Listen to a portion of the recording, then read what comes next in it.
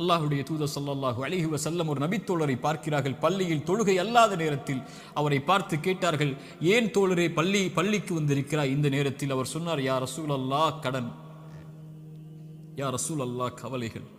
உள்ளம் நிரம்பி இருக்கிறது அல்லாஹ்வின் தூதரே. அல்லாஹ்வுடைய தூதர் ஸல்லல்லாஹு அலைஹி வஸல்லம் சொன்னார்கள், நான் உனக்கு ஒரு துஆவை சொல்லித் தருகிறேன், அதை நீ ஓதினால் அல்லாஹ் ரப்புல் ஆலமீன் உனக்கு இந்த சோதனைகளில் இருந்து வெளியேறக்கூடிய வாய்ப்பை அல்லாஹ் ரப்புல் ஆலமீன் உனக்கு தருவான். என்ன அல்லாஹ்வின் தூதரே அந்த பிரார்த்தனை?